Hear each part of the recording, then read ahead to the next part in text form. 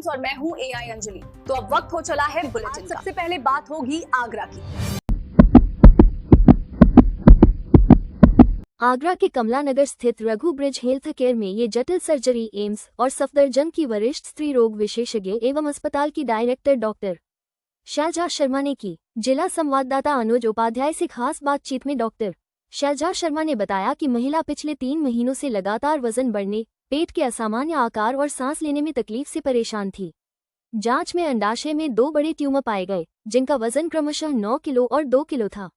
सफल ऑपरेशन के बाद मरीज की हालत अब स्थिर और बेहतर है।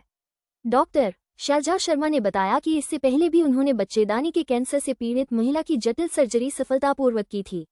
उन्होंने कहा कि बच्चेदानी का कैंसर, रसौली और ओवरी ट्यूमर जैसी बीमारियों का अब आधुनिक दूरबीन विधि लैप्रोस्कोपिक सर्जरी से प्रभावी इलाज संभव है। वहीं वरिष्ठ हड्डी रोग विशेषज्ञ डॉक्टर सिद्धार्थ दुबे ने रघु ब्रिज हेल्थ केयर में उपलब्ध आधुनिक तकनीक और चिकित्सा सुविधाओं की जानकारी देते हुए कहा कि मरीजों को बेहतर और उन्नत इलाज उपलब्ध कराया जा रहा है। अभी हाल ही में आगरा में महिला की जटिल सर्जरी हुई है। 2 बड़े ट्यूमर निकले हैं जो भविष्य में कैंसर का रूप धारण कर सकते थे। हमारे साथ मौजूद है वरिष्ठ स्त्री रोग विशेषज्ञ है एम्स सफदरजंग नई दिल्ली की डॉक्टर शैलजा शर्मा। आइए उनसे जानते हैं किस प्रकार की सर्जरी उन्होंने की है। ये एक महिला हमारे पास आई थी। ये लगभग 60 इयर्स की इनकी उम्र थी। इनके अल्ट्रासाउंड में 2 बड़े बड़े ट्यूमर्स आए थे, ओवेरियन ट्यूमर आए थे। इनको करीबन 4-5 महीने से ये लग रहा था कि पेट फूल रहा है। तो आमतौर पे आदमी सोचता है कि भाई मोटापा है इसलिए पेट फूल रहा है। फिर धीरे धीरे सांस में लेने की दिक्कत होने लगी। तो ये फिर हमारे पास आई थी। तो जब इनको एग्जामिन किया गया तो पता चला कि 2 बहुत ही मैसिवली बड़े ट्यूमर्स हैं।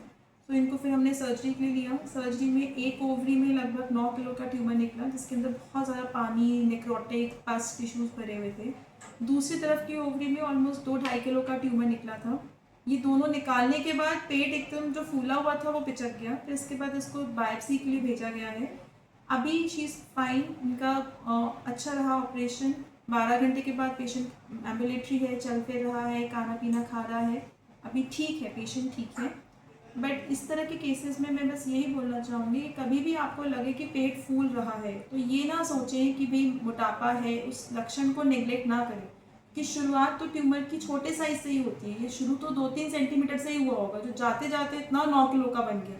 उनको चलने में भार लगने लगा, पेट बहुत बाहर निकल गया, सांस की तकलीफ होने लगी।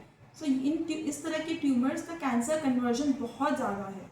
तो बीमारी को जितने छोटे स्तर पे पकड़ा जाए उतना अच्छा है। मरीज़ इस पूरे के थ्रू मैं बस यही मैसेज देना चाहती हूँ कि जितने छोटे स्तर पे बीमारी को पकड़ा जाए उतना अच्छा है। प्रिवेंशन और इस चीज़ों को हम प्रिवेंट करें ताकि लेट डायग्नोसिस ना हो। मोनोपोलिस के बाद जिस प्रकार की समस्या आती है, अभी हाल ही में आपने बच्चेदानी के कैंसर का ऑपरेशन किया, किस प्रकार का कैंसर था? हाँ, ये एक बहुत ही रेयर प्रकार का कैंसर था।